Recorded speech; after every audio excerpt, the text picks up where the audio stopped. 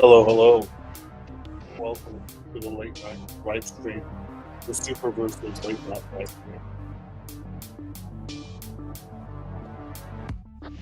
Blood medicine. I like the smoke that comes off of it. It's more important than a lot of things, frankly. A cigar that doesn't smoke up. See what writing I can get done. Only got an hour of battery power.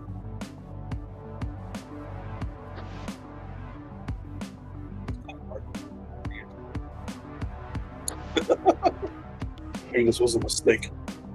In fact, I'll talk instead. Hope everyone can hear me.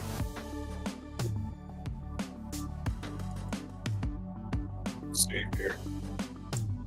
It looks like all the sounds look good. Let me know if sound back there.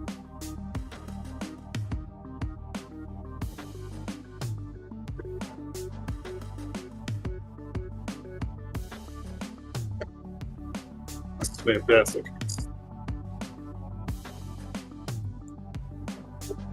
It's like 60 degrees. Dark of night.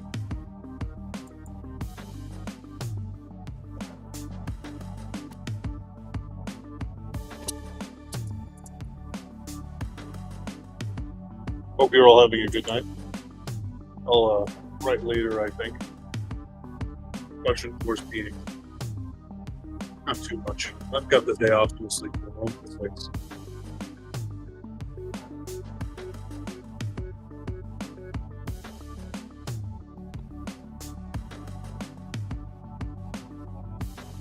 Right, cool. The laptop, which I find interesting. Yeah, I don't think I could make this good. I don't get guys who can just kind of have one in their job. That's like how it is, boy. That job last night. Too much heat. You got a couple of boys. Can't let the coppers take it.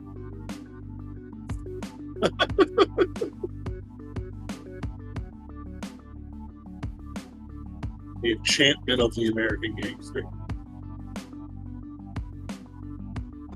And did the Sopranos kill it? I think so.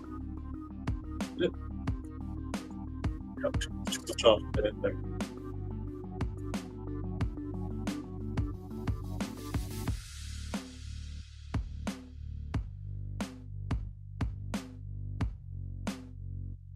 Blood medicine, kind of like flavor.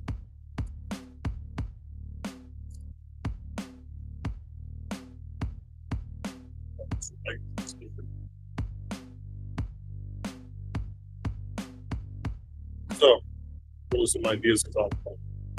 One of the big things that have gone on is Nathan Hood has, and of course, the Corncrake Rack has been released. Released one in September. Definitely check out the September issue of Corncrake.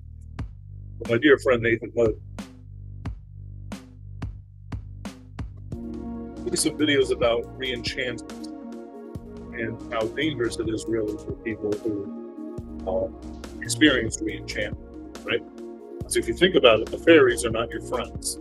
You're not going to experience good times with the fairies. They have tricks on humanity.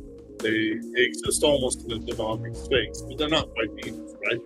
They're that third party. But the thing is, they actually act pretty much the same as demons, except they can help you more than a demon. But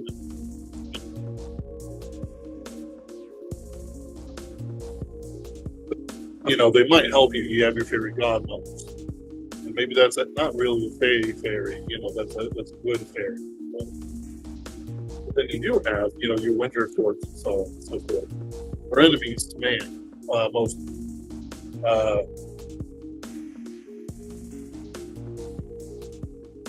place made up of the enemies. Maybe that's more accurate. It's still an enemy to man, but it's made up of things more friendly to man. Instead of trolls and boggarts and goblins, It's, unicorns,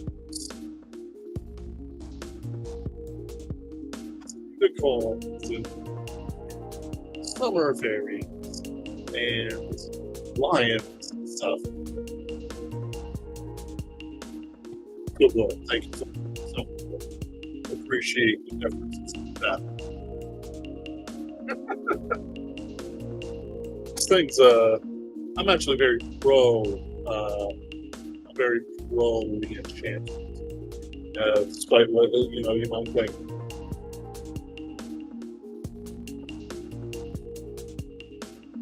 Think that. What would a Christian have to do with re-enchantment, right? What would a Christian have to do with re-enchantment?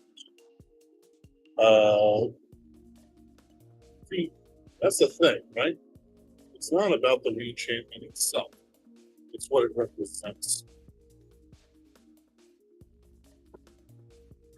It's a superstition of the world, right? Like the world becomes superstitious in its own way.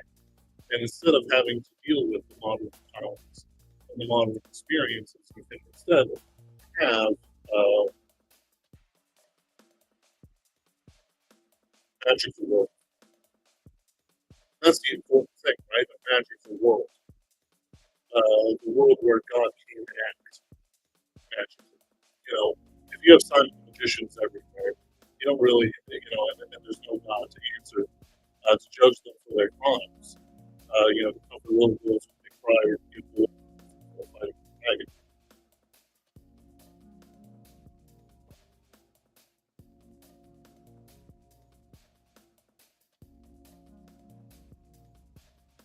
Falls apart.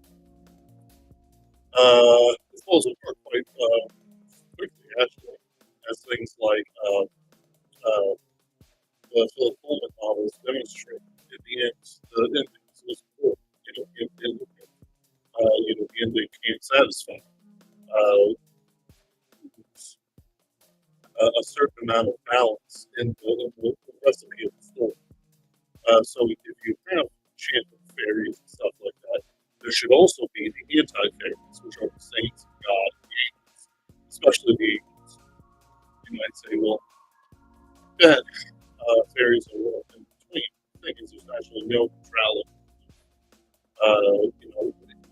If you're trying to be stay on the grill, nobody actually wants to. But everyone's trying to interact with the grill. So,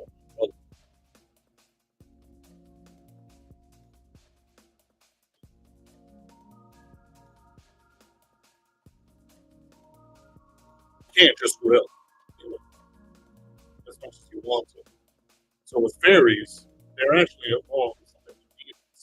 In fact, you could say that as godly men, Christian force is to God, fairies are to demons. They are wholly negative, except for those who good ones. They can be dealt with in the sense of healing and stuff.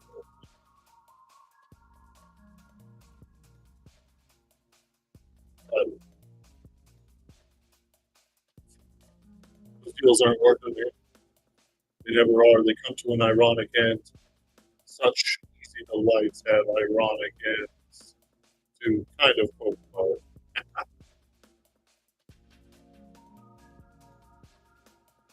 Then there's also the question of their interaction with the natural world.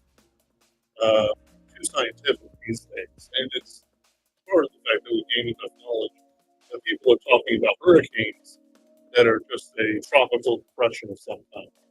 Not even it's not even a thing. It's a random storm that's in the middle of the Atlantic, right? Yet they're already saying it could be Hurricane Gabriel. Whatever. It's, it's like, what can you do with that? There's no squall line the radar has it. It's not about that, right? The reinsurance, but it's not about using technology or creating a Dresden like modern take on fairies and comic guns, comic guns. Goatman with a gun, the best A24 movie. If you're I have a big team, Goatman with a gun. Ah! Bam, bam, bam, bam.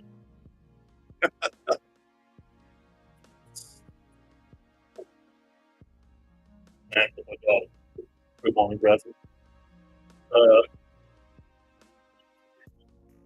what a weird movie. It's like Lamb or something. That's a good example of it, quite frankly. The parents find after the serious death of not so serious death of their child, a half human, half goat. Uh, Drama ensues. And the end, there's a goat man with a gun. He takes the gun that was going to be used to shoot the lamb child and uses it to shoot the parents instead. And then walks off with the lamb child. Mountains of Norway or something. The brother of the husband might be sleeping with the wife or have stuff with the wife in one of the worst acted scenes I've ever seen.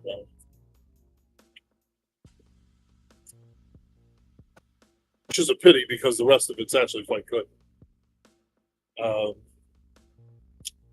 those who are just coming in, I tried to do a right stream, but I can't type with the cigar. I can't seem to keep it between lines. It doesn't feel right, and I breathe it in too much. So that's a good example of reenchantment in a way. The goat man, the monstrous thing coming in from the wilderness to interact with modern man, who's isolated. There isn't much really else you can do with it, though. It only ends in violence of one kind or another. Troll Hunter is also a really good one.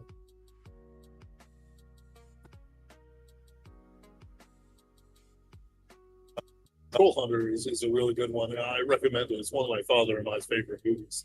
And it's about these students who are following the troll around, Troll Hunter around and documenting it for some reason. I can't remember. But it ends in some certain disaster, as I can imagine. Very good movie.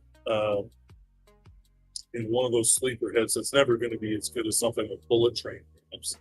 But it's ignored all the same. Same with something like Spy Kids.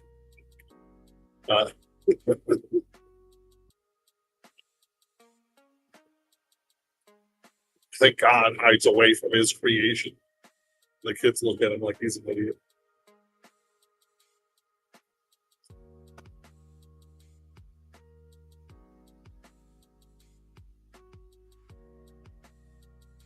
Evening, Dan.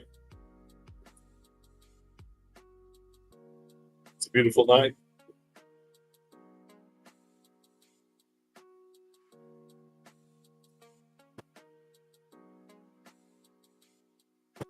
Oh God, nature for a gift. Maybe that joke would be more relevant, 7 years ago or whatever. This is lovely. Yellow oats with the tobacco flavor. I like the tobacco flavor for itself. It is so good. There's, of course, reenchantment of the cities. And, of course, writers will follow certain authors, but especially guys like Jim Butcher, and try to make it more modern. And there's a place for that, right? But it's not quite reenchantment. It's more us corrupting the fairies in a narrative kind of way, right? They adopt mob mentalities, but really they're just fairy Italians. Send them back. America first. The original. Or the know nothings. It's like, I'm a know nothing. Daniel Day-Lewis is an experiment.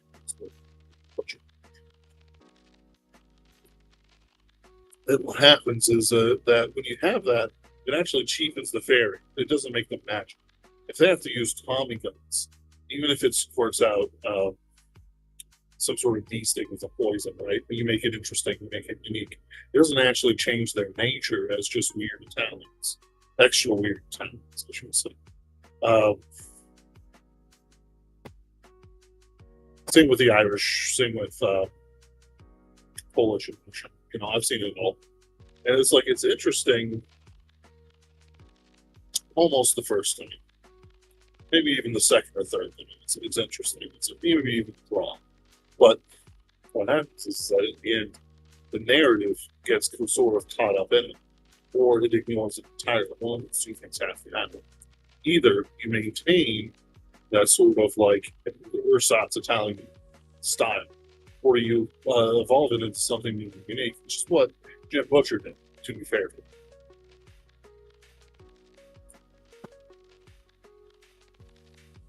With Jim Butcher, Butcher's ideas weren't copied as extensively as you might think.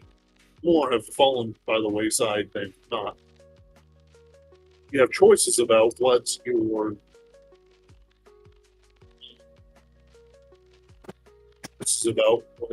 going to be, experiencing from your main character's perspective, right?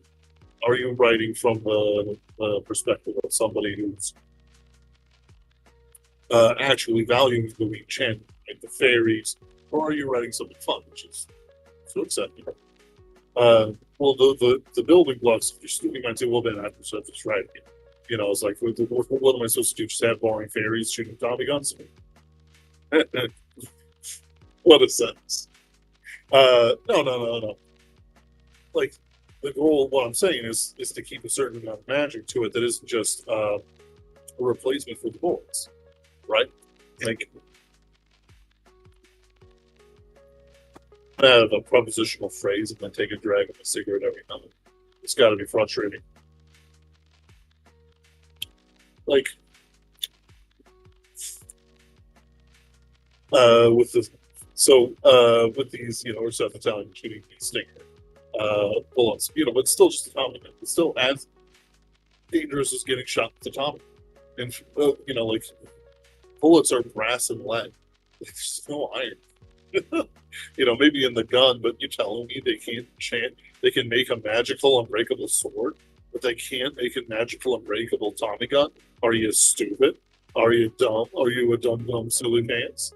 That's not how this works, right? Either, the ultra smiths of the sword house can make an unbreakable sword or hand, and so logically they can make an unjammable Tommy gun or something. And if they can't, why not? Are they all dead? That's going to be a decent mystery.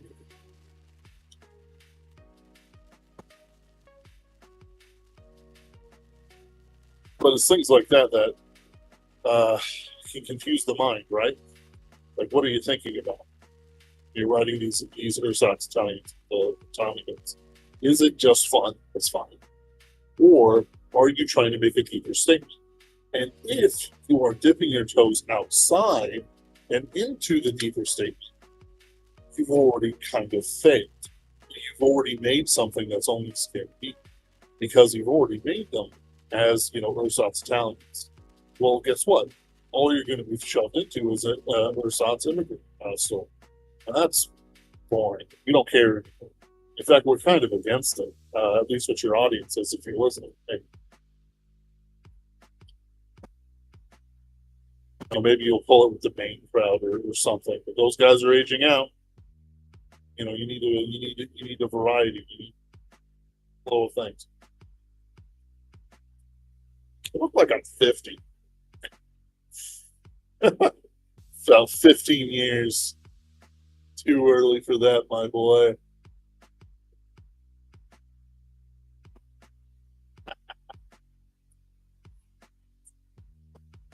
So, if we have that inner city enchantment, right, with the ersatz Italians, and the outer wild reenchantment with Goatman with a gun, where's that happy medium? Like the fairy queen of suburbia. It's just David Bowie. I could make a lot of things David Bowie and be a happy writer. I won't, though.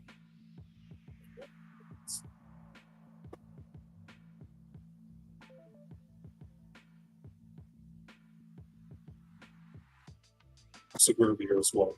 Whatever. It's a 1996 album. Not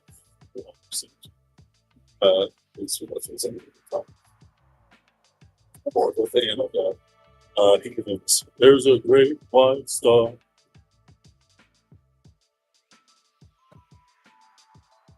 Not Heathens. It's no, it's the album before that.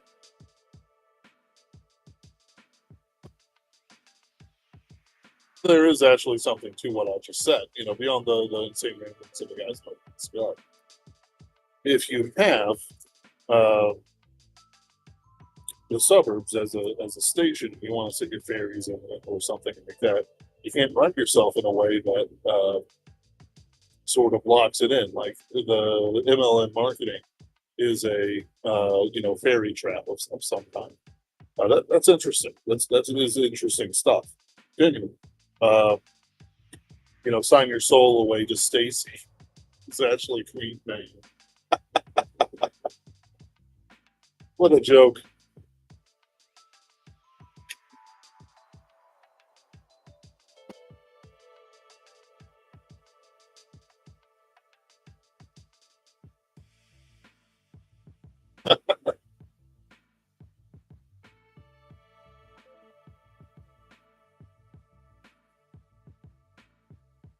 How do you make it actually enchanting, right?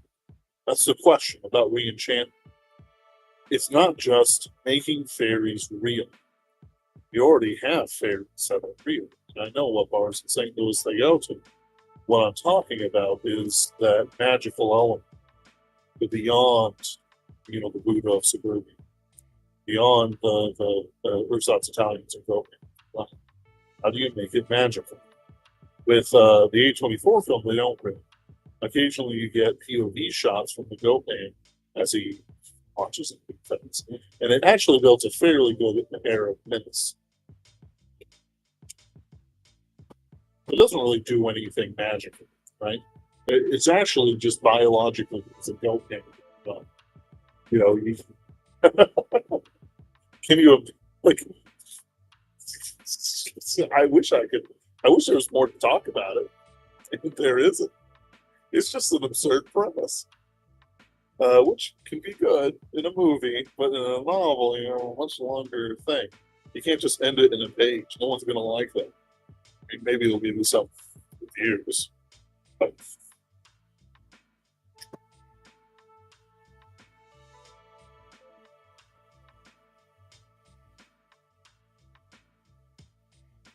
it's to create something long working and lasting. You know, you can always write something that's made to be disposable. The joke is there's more James Patterson books left on beaches. Oh no, there's more James Patterson books left in airports than there are condoms on beaches. That was like an American Dad quote from Roger. One of the better episodes where Francine is a mystery writer, and she gets like short form romance, adult content, short novella. So like not there's like 15 different like things before it. Yeah, so I believe this. This is true to life. So you're stuck as a writer, right?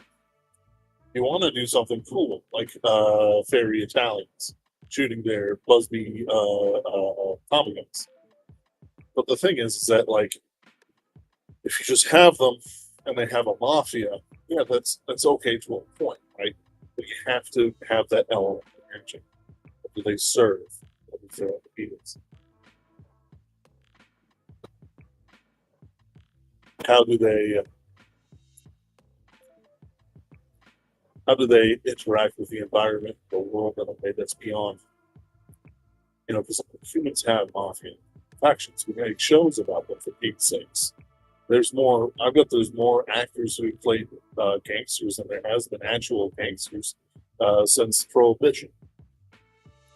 It's what are you doing? What's that next step? how are you going to evolve your ideas beyond them? Well, there's several ways you can do it. You can have them say they do things that you don't actually see. Now, that can let them have a certain amount of power. But what will happen is that if you write yourself into a corner later, readers will know. This may come as a shock, but readers are actually way more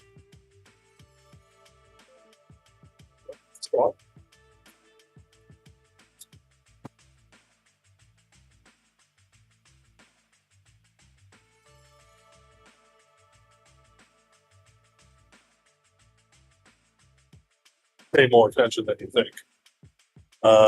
It's the joke of Christopher Tolkien going, but baby, blah, blah, blah, blah. I said that Christopher Tolkien's was his grandson.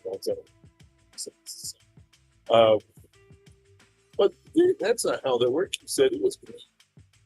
It's like, damn the boy. Right.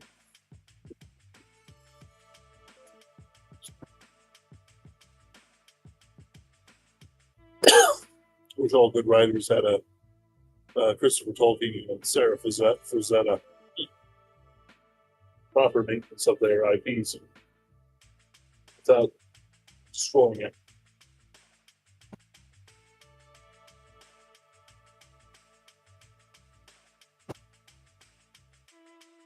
It's difficult to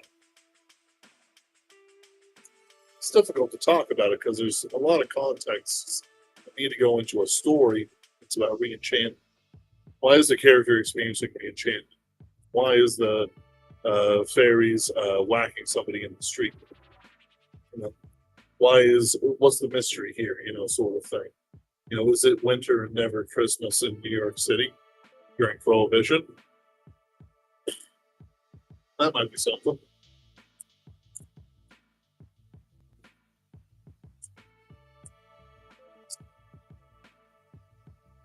That would be pretty funny.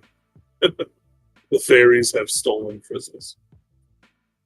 Not the White Witch, the Winter Queen, the Winter Court. Then what you do is you put it through some rigorous ideas on this stuff. Like, why would they do that? Well, they hate Christ. But it's like, I don't want to do that. They just want to ruin the magic of Christmas. Well, the problem is that you've now lost proper antagonism to the fairies in a spiritual sense. Fundamentally, fairies can be creatures of the wood, but then that's really technically things like dryads and stuff, right? In reality, fairies are not creatures solely of the wood. They are as much of a creature of spirit as in fact, that's one of the terms for it, spirit of the forest or something like that. They have to, you can't forget that. Part of them. And if you do, you lose something that's very important to why they interact with mankind. If you have it so that they take away Christmas from New York City, and do it because they hate Christ, they hate the Thanksgiving meals.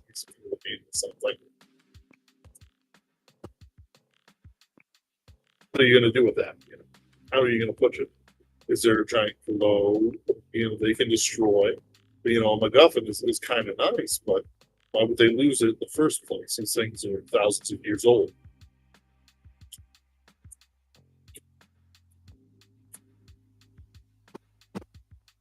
Why are they experiencing this? Why now?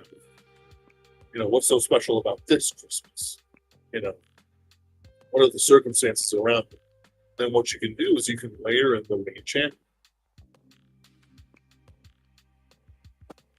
Have people go from not caring about Christmas is materialist, how the Grinch stole Christmas, is basically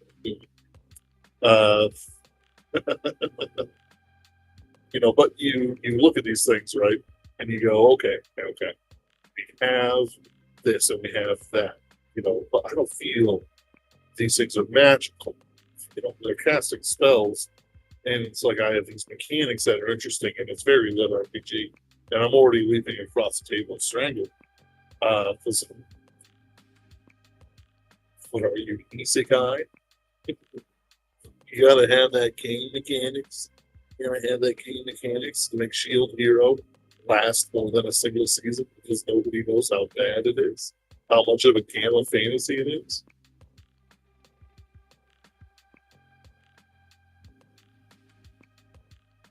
See, it's easy in England to be re-enchanted. In fact, I think that's one of the things that will happen in the future, that they will be re-enchanted. And I don't mean literal fairies, I mean that the English will be religious here. See, the English used to be one of the most religious people on the planet, especially in times of their greatness, like in the Victorian era and Elizabethan era.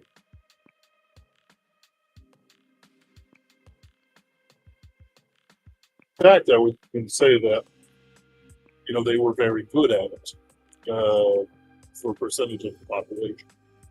Uh, but yet they also had their fairy swords. They also valued their fairy swords.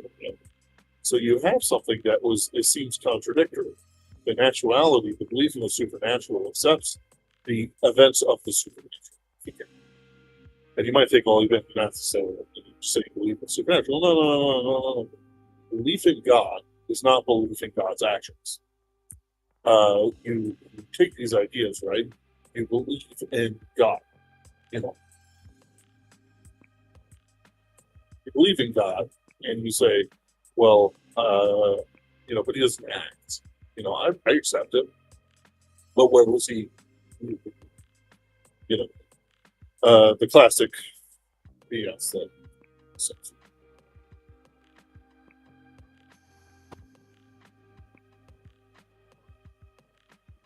But still going to happen. That's not a hyperbolous statement. Belief in God is not necessarily faith in Jesus Christ. So when people say they believe in God, I don't actually hear it. I hear it. Okay, well, I'm not dealing with an angry atheist. But that's just a checkbox. It doesn't mean that they have a form of soul, right? It doesn't mean that they have a belief in themselves and the consequences of their actions on their souls, which is an important separation. You have your belief in God. You have your belief in your soul. In other words, if you are a being that will persist after the public dies.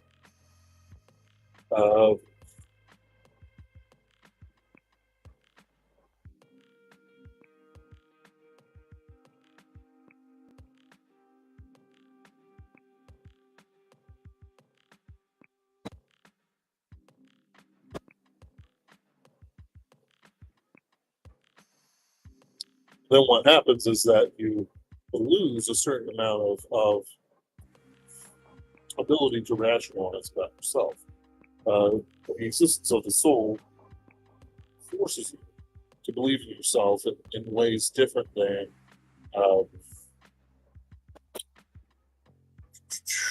the deep of an idea.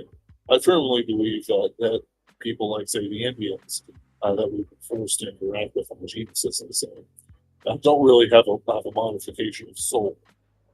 At least a soul with concept. Actually, excuse me, they have an idea of soul if they are good Indians, but they do not have a good grasp of consequences because they don't believe that consciousness, i.e., the them of them, will transfer into the ant or the cow or the woman, whatever. Right? So they're stuck in one mode where even though they might be punished for their evil actions, which are different than our evil actions, they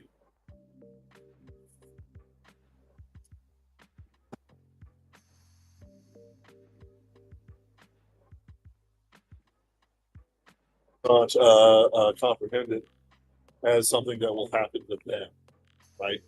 Their sense of self is necessarily separated by it. I one time heard about Spurgeon, not Spurgeon, Spengler, and how he described the different nations. This nation is like this nation is like that. I think this is a good angle for me. Not very flattering. This nation is like, and he said that the Indians were like a dream. Like there's a certain unreality to them. That's why I don't respect ideas that come from a belief in Hinduism as a great and honorable thing, or from that continent, or their philosophies. Their philosophies actually come down to very little in the grand scheme of things, especially spiritually. It doesn't create for them a deeper meaning. This deeper meaning is necessary for salvation. In other words, you have to believe you'll be punished for your sins in the same continuity of consciousness as the life you live today. You might be thinking, Ben, this isn't divine. Well, it's a psychological condition. You have to accept that you will do wrong, and that the you of you, will be punished for it. And I think that that's absent from the minds of some, and not as an IQ thing, but as a deep moral philosophy thing. So if you look at it from that perspective, some of what the Indian philosophers have said over the years, how Gandhi acted and others, without regard for anything really, how what customs the British squashed come from those ideas.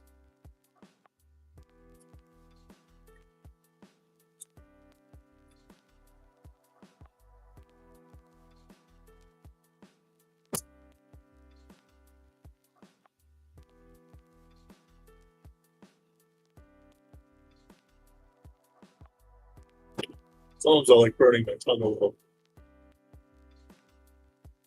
Makes me feel alive. Alive.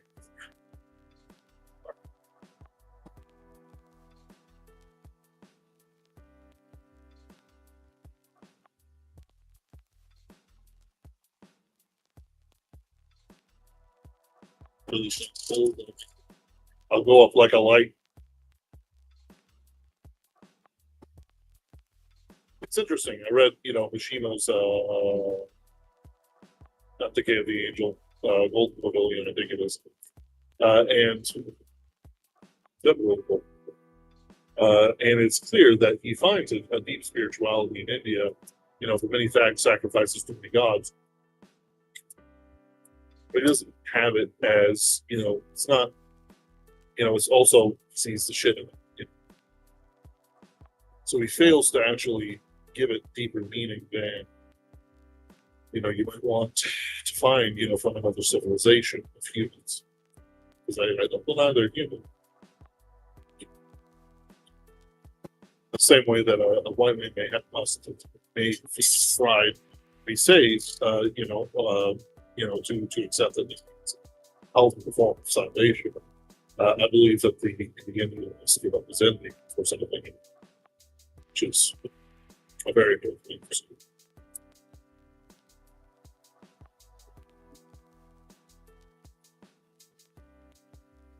So their world is actually very enchanted, but not in the sense of the English enchantment or the American enchantment, the tall tales, the Wild West. The sense of their gods, their existences, are like a dream, like a bubble that blow up with their pockets. They're no more.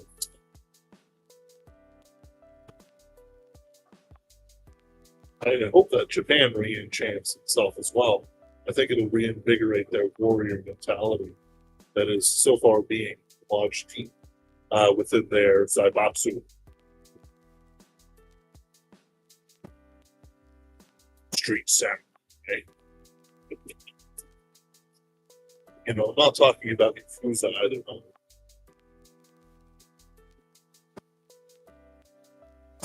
Both right.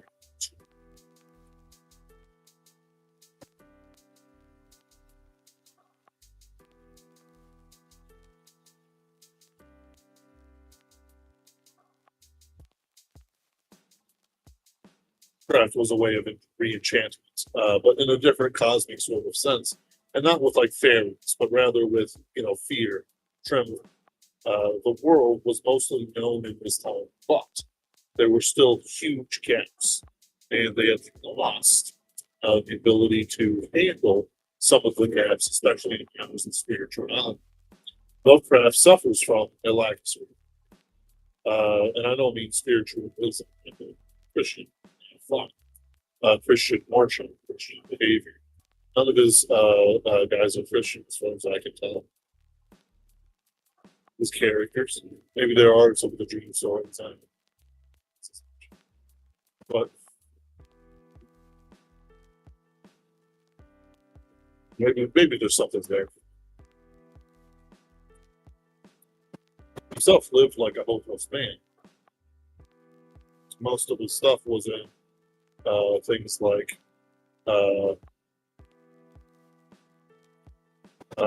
most of his stuff was in things like, why should you fear a god if you worship another god, right? And then you believe this god's bigger. If you don't worship a god, of course you would fall fear and trembling before Cthulhu. But even the gods may not. I died again.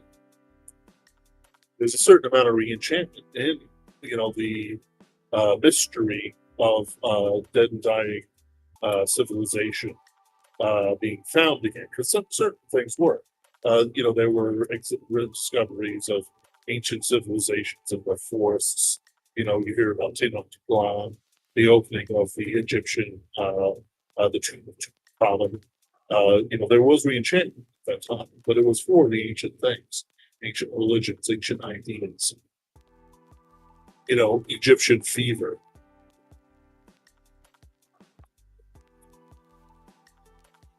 Certain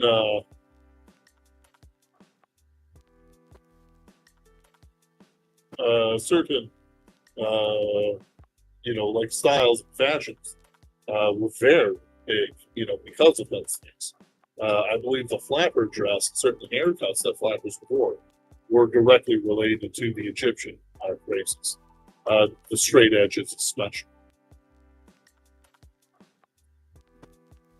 Wearing of headbands, but with women, we might just wear it. I don't. Well, maybe I'm talking out of butt. But I think there's at least something. Now that in itself is a way of reenchantment. If you're thinking about another civilization,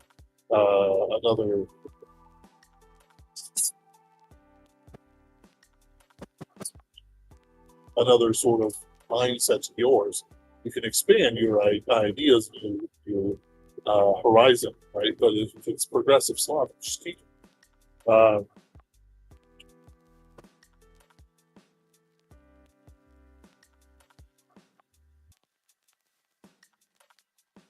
Awesome sauce.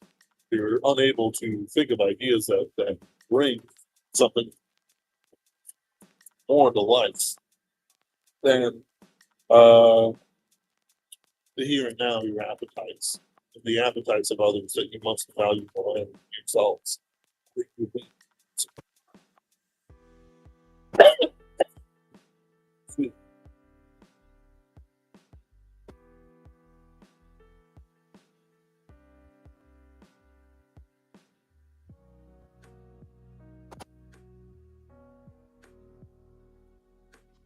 Saw me and I'll still here raising up. Take it from the couch. I need to finish. Oh.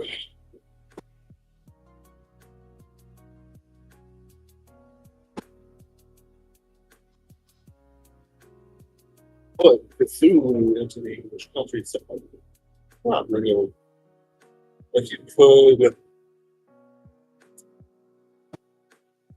do something with Stonehenge and the Druids.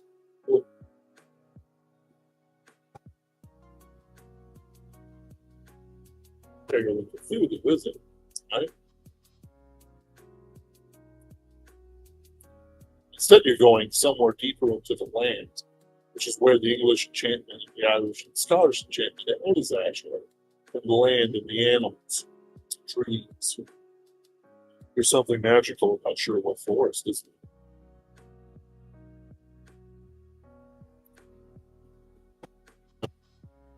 it? Ancient Britons found Brutus found in England. So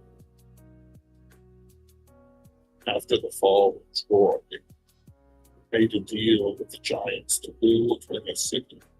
Then they attacked, slew them.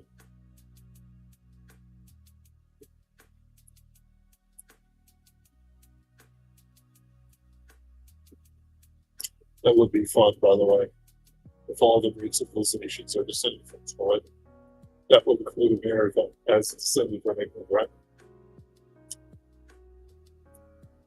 The benefit of reenchantment is that it starts creating national myths for peoples to use.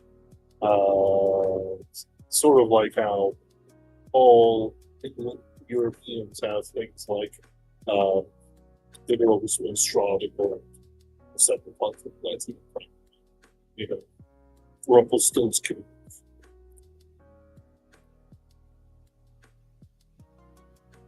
One tells it a different way. So that there's a belief that there are magical creatures, but they are also modified to the national character of the people telling the story. Like Japanese Rakugo, fairy tales. There's, the English version is more funny, right? The daughter is lazy, so her mother is making fun of it, then gets scared when the prince hears that she's spinning a straw and go, oh, yeah. Can she actually do it? Oh.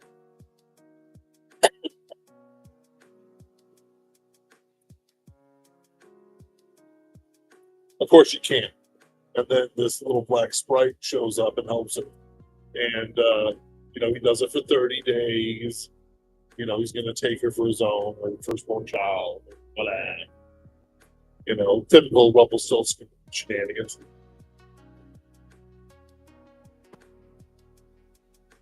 The 30th day, the prince comes in and says, so you've done so well, 29 days. We'll have dinner together, see if I actually like it. And he does, and he goes, my dear, I had the most wonderful time outside, and I had a funny thing happen to me. Oh, he said, I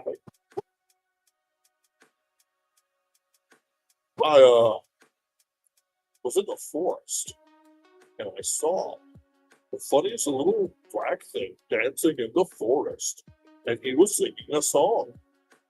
He had like horns and a little tail. That's right. You gonna tell me the song? Oh yeah, sure. Hey, ninny, not. My name's Tom Tit Tot. What a funny little thing. And inwardly the girl's like, yes, I got his name.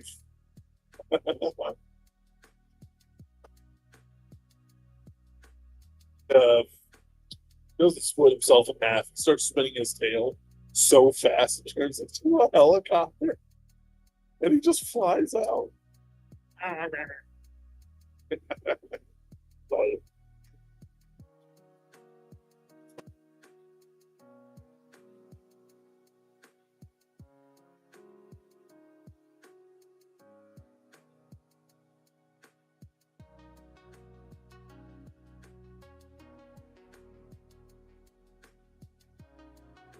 It's a sort of thing that's a fairy tale. How do you live your life with reenchantment in mind? The soul of something, has to matter, right? The trees have a soul, but there's just animism, beyond animism, beyond spiritualism, beyond the tarot, and into something more real.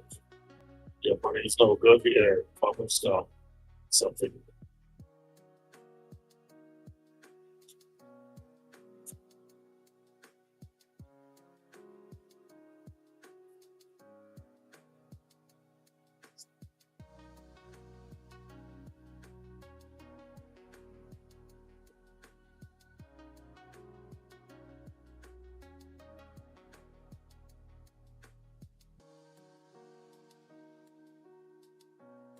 If you have, and you want to write something superversive with those ideas that you have, right?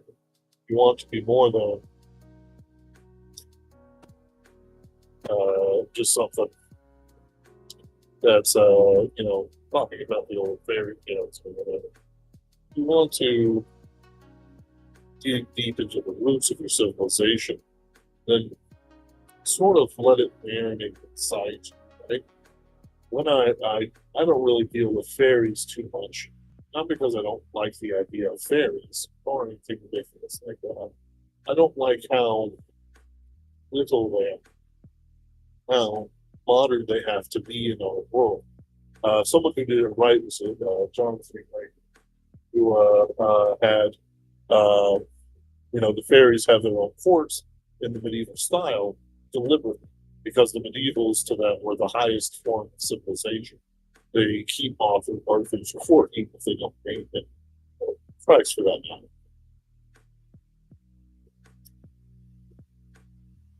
They hold the earth in a black spell. They give up antiques and gold and items. The family's will is tied to the fairies. Though fairies themselves have a time. It's a good way to put it. For a lot of these things, right? Like it's tied to who has the power structures. I think that's a way to approach re-enchantment. Who has power over who?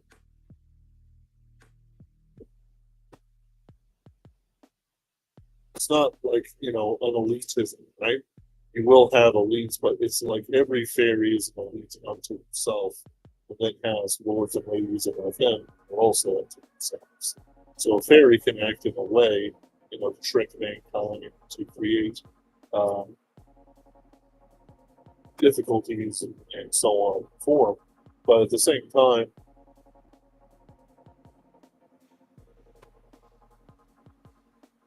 have things above them, but who also work on their own to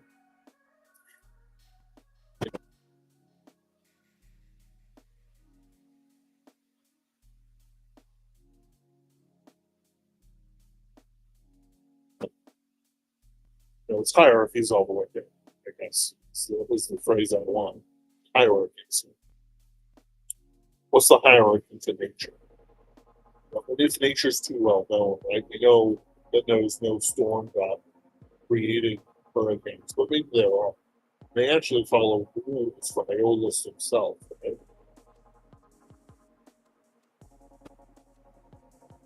That's interesting.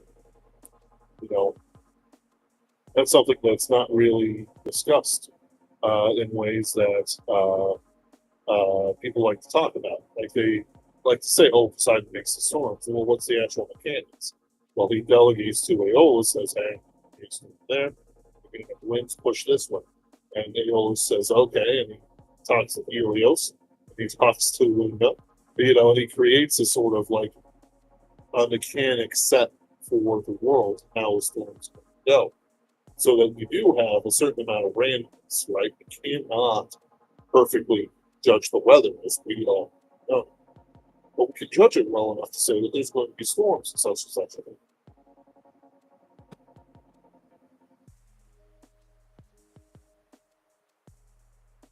Believe that God can control the storms. If you believe in God, decide, well, what's the point?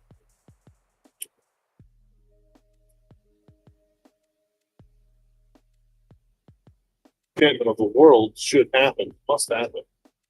We must know that there's something greater, different underneath there.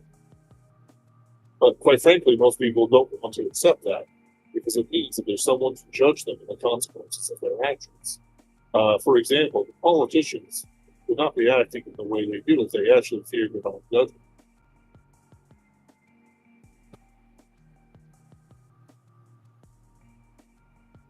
Have an unenchanted view of the world, a demonic view of the world.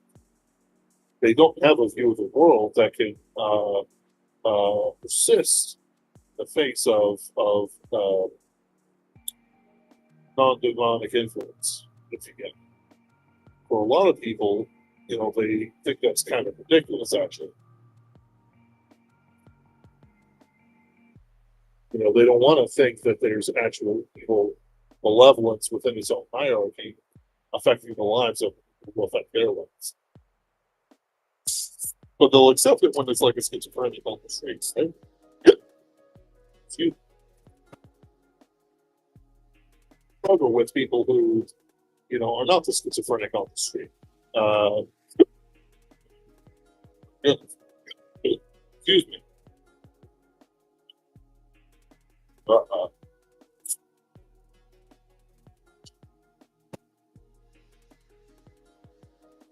bugs, my God. I hate water bugs. I have to shake myself down. It's the one problem living in my apartment. Water bugs. Drive me bonkers. I keep a clean apartment. I don't leave food out. It goes into the trash bags.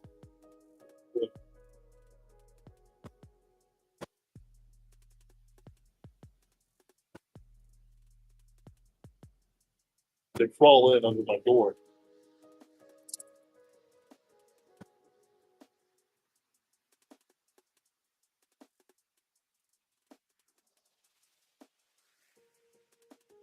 In the U.S. of old, the life of USA people, they had tall tales. They had their culture from Europe. They had the American culture, founding stories about the founding fathers and such. They had tall tales. Wild Bill, Lasso and the Tornado, Paul Bunyan, and even stories that are more poetic, like John Henry out driving the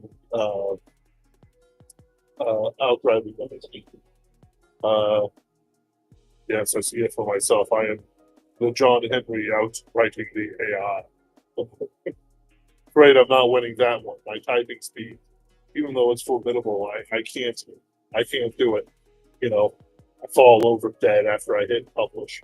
My fingers disintegrate. I'm hitting light speed, nanoseconds between each key press. I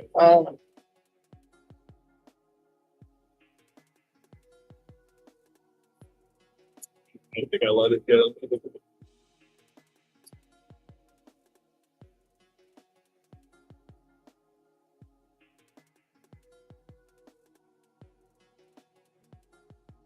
just like blowing the smoke.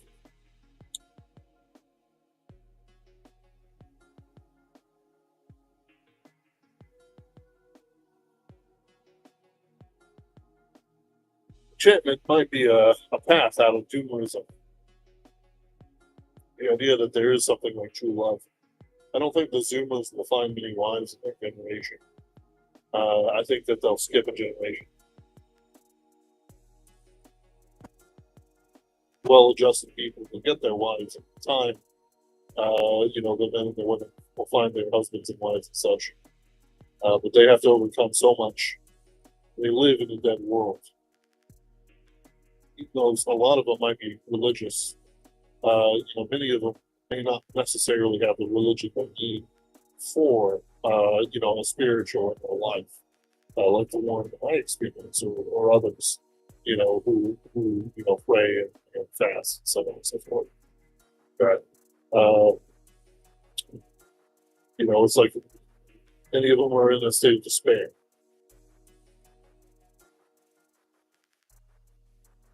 Like I'd say the British were in a sort of state of despair, even until recent, that they've learned to sort of pick themselves up again. I'm not going to be one of those guys. Oh, the British recover.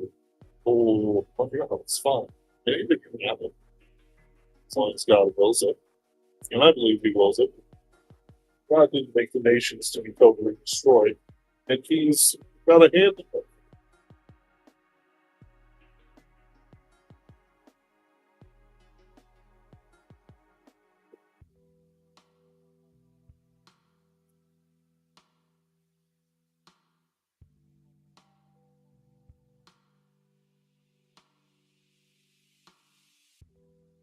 I love having an active God.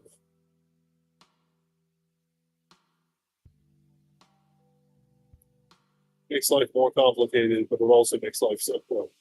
If you believe that there's a judgment coming for you, that's something you can write into your stories. The idea that there is a judgment of some kind coming for your characters getting changing to the ideas and radicalizations, excuse me, or radicalizations as well, that the characters can go through and in the course of their story arcs.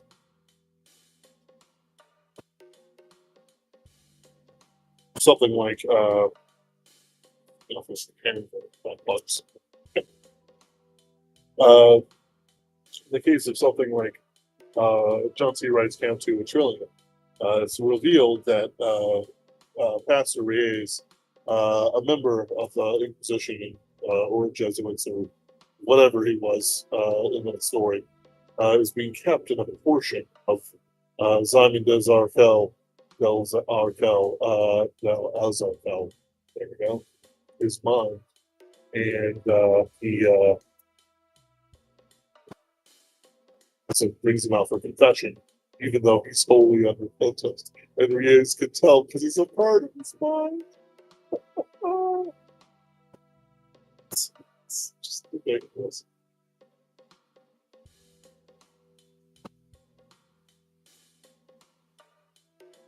So Del Zarkel, even though he's standing at the edge, the end of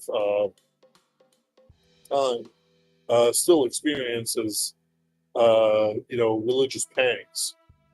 Still experiences the fear of what happens after death. And it makes him strive to never die.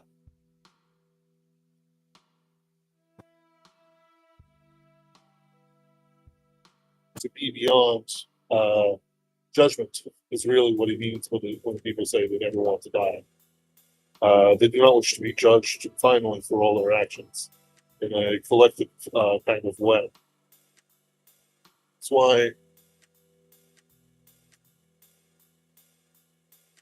the rebuke of things like Swiftwalk and other atheistic organizations is so important. You can't stand against them just because they write shit in the books, which they do. You have to stand against them on a moral ground as much as you stand against them on a book ground.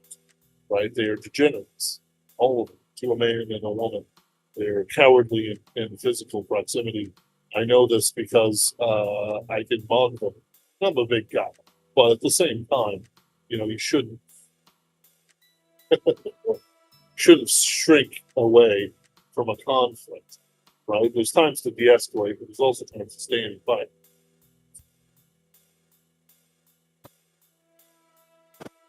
Those are wholly different things.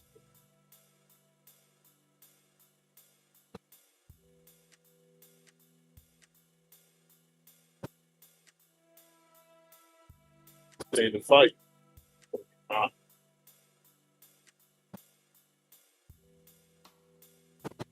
think that's what reenchantment will bring. I expect England will have its Cromwell very soon. Not because of some sort of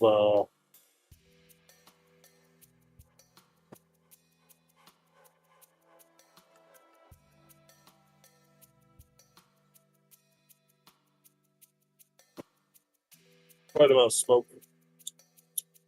Doesn't really give me an ashy taste like some of them have.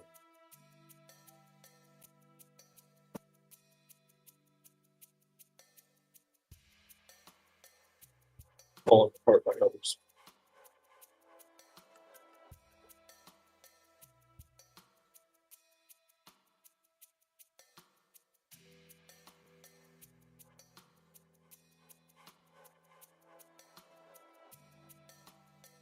But I don't think it'll end well for anybody. Because the thing about Cromwell is that he's a sort of destroyer, renewer. He's a member of the Kali Yuga types, the great men that destroy and revive. Many people don't really care for Cromwell for a good reason. They're Catholic or something. They're Irish. But for the English, he should actually be brought up with more than a little bit of pride. For the simple reason that he stood for what England was. one of the things that Charles I was trying to do is become an absolute ruler in the way of the French.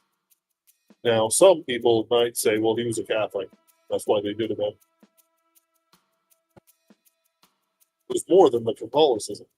It was his actions within the English system of thought and fair play. And while Cromwell's actions, in the end, it's going crazy.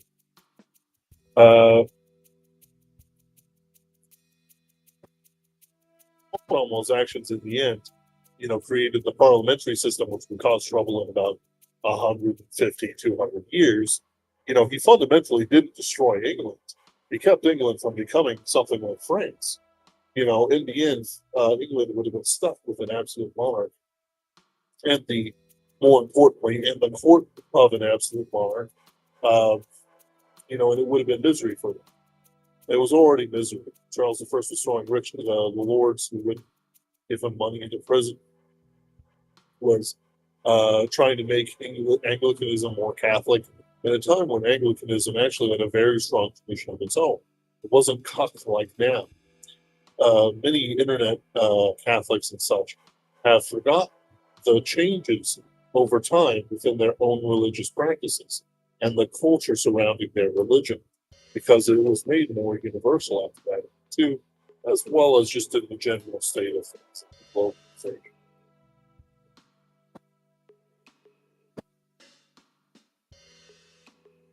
It's difficult to comprehend because they have to both accept that their Catholicism is eternal, but also that there have been changes in councils. So games. So soon, only one cigar a month, and yet.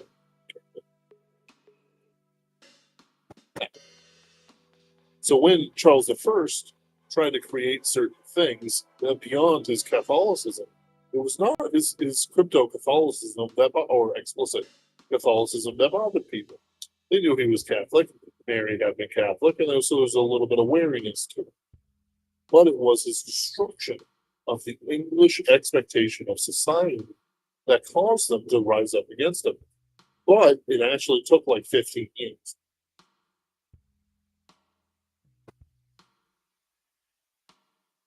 He was fairly bankrupt at that time. Charles I was bankrupt. Mostly, he had his court favorites around him, who he had, nurtured into a loyal bodyguard. But quite frankly, they were never quite the match for the new model army that Cromwell did. And with what Cromwell did, the others who worked with him, of course, is that he created a sort of re-enchantment towards the spiritual nature of England. He revived English national spirit as opposed to England being another absolute monarchy, Catholic.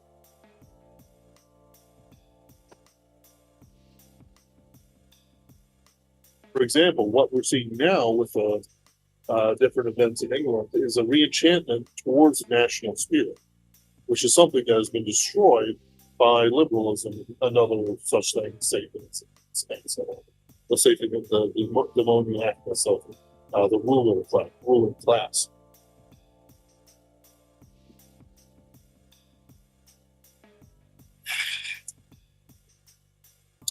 What are supposed chocolate? Or maybe my tongue's finally there.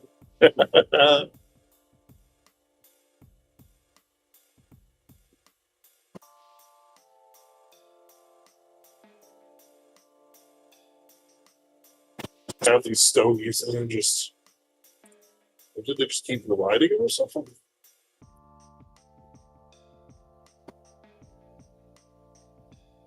They'll learn how to do it properly soon.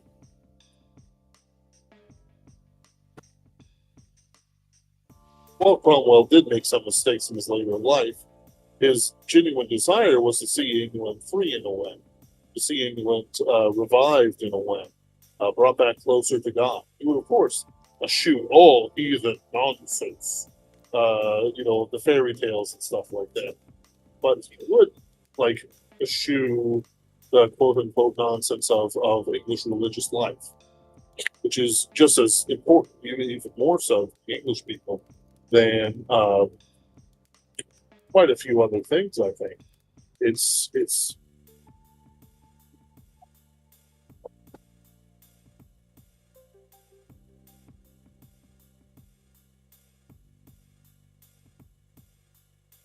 what Charles was trying to destroy was not uh, some sort of ideal of separation of powers, but it was also to bring people into a new Catholic paradigm, the paradigm of absolute monarchs, as I said, but also what he believed is as the true faith. But he knew he couldn't do it rapidly. The English became Protestant very quick, and it was to do mostly with some very strong preachers, as well as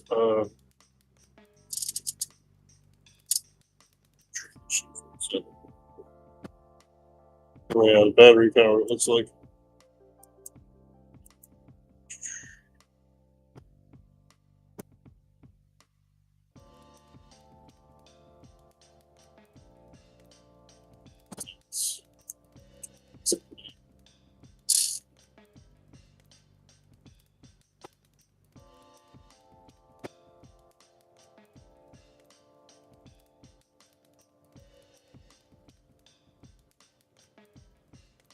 The idea of a reenchantment of people is more than just some sort of strange uh,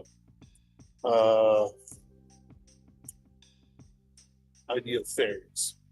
It's a revival of the religious life and the religious idea of a people, their spiritual identity, which is something that exists, for England and America and so on and so forth. They have founding myths, they have stories. But because that story has been stomped down, which it has at different times, and the antibodies like Cromwell's were weak, they could not revive themselves until their very daughters were being in the streets. It's a sad thing to say, but the English people struggling with uh, identity is almost more important than than the fairy tales themselves. Because if you unmoor people from their fairy tales, it doesn't actually, they just become academic pieces. I feel nothing for Anansi the Spider or Yamato and others.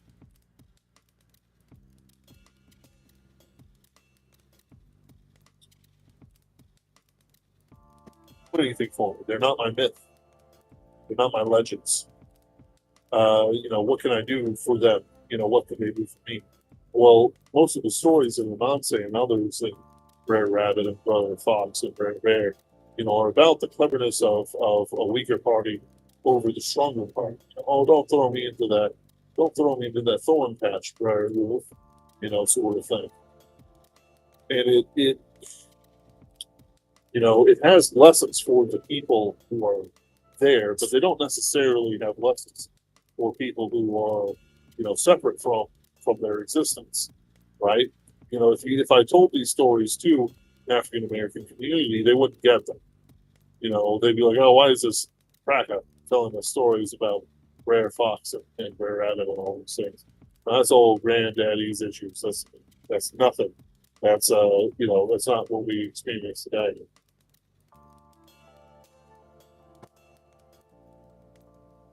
For an underclass society like the African Americans, it creates a sense of loss. They don't really have anything. Their national myth was transformed from, being smarter than, the slave owner or whatever, from the person oppressing them to being, a rapper or something like that. The Crips and Bloods and the gangs and everything like that.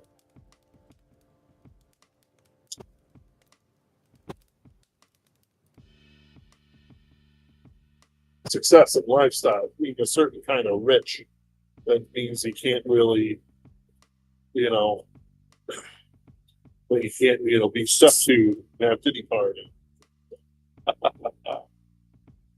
All the baby oil you can.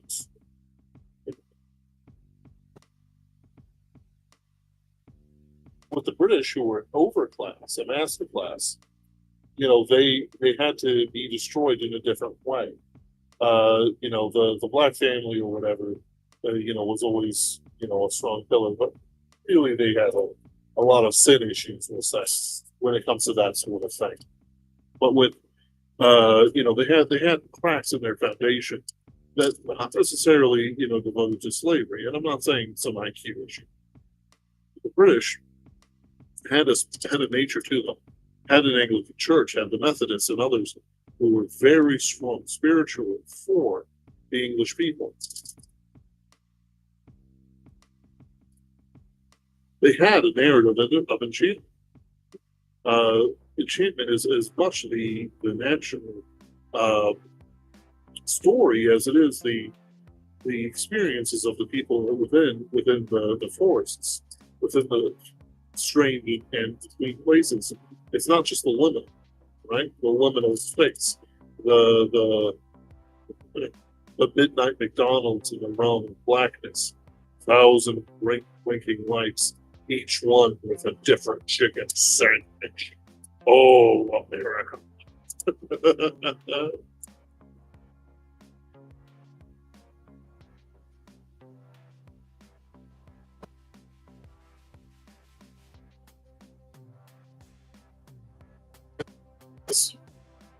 Not that it's nearly done. I'm just nearly done.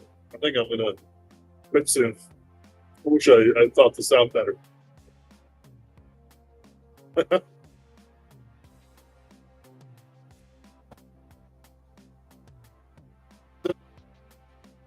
France and other places like Germany, they've had their myth forcibly changed around. France not so bad. French actually have a very chauvinistic view of themselves compared to others. You better believe they're taking their breaks and their pensions. They're going to burn the cities ground. If you don't pay those pensions, they're going to bring the city to the knees if their pensions are in play. But the Germans were always, when Nietzsche said that they are, to command and be commanded, that was very true. You know, when the right wing gave up, or willingly for some reason, which I don't even understand. Like, I still don't get how it was just so universal. Like, I understand in an offhand intellectual thing, but I don't walk it. Right?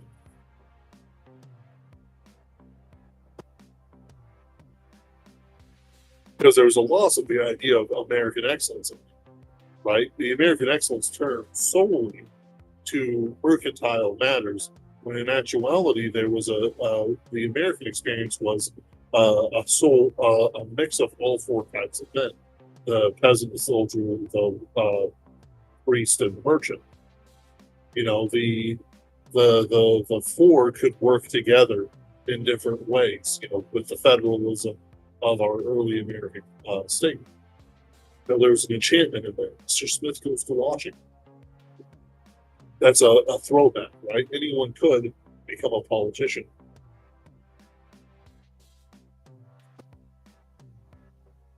And like Benjamin Franklin living lives of Renaissance men, you had the enchantment of making $1 million living abroad. It's lost in the nature of some, right? They lose their connection to American exceptionalism, stuff like that.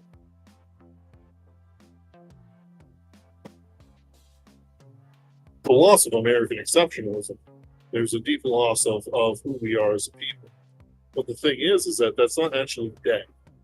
It's just that it's curtailed, and people became used to, corporate life, right? We have Zaibatsu. For example, there was, I think it was like Morgan, JP Morgan or something. They discover a container ship full to the brim of on cocaine. Only the ship's crews arrested, and not, Steve were looked into. A lot of very like, died, on the Titanic. You know, there's the issue of the monkey on the back of America, the Fed. These things provide anti-enchantment, at least from the American perspective. The same way that an English person is disenchanted by Monty Python, over academics of sources, uh, over explaining, that sort of thing. And I don't mean, well, it's different, by the way. Academic as in you break it down to its points, and then be rational. But then when you over explain it, you go into too much detail. It's like AI slop in a way. Some professor wants to make his own by saying that Robin Hood wasn't real or something, or he wasn't as true.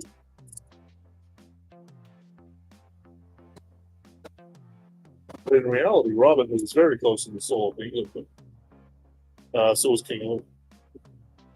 I think one of the things that should be done is a revival of King Arthur in England. That you need to fight against evil. You cannot just live.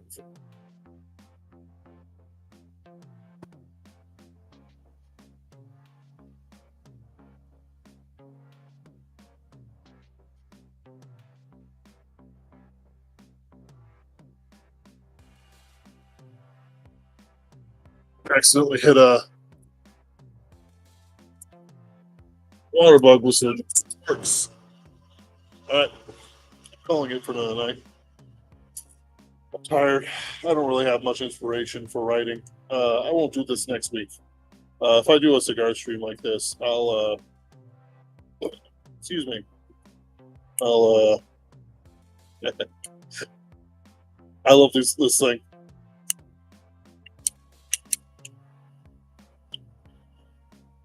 But one special for it is kind of nice. I'll actually do writing streams on Wednesdays and Thursdays, like I said I would. Over the weekend is pretty busy for me, but I'm gonna try to do some things for this. We'll see. It's been a good one. Have a good night, guys.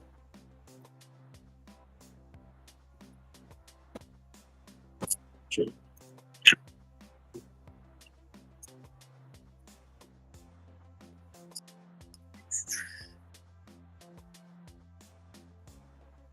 Thank you so much.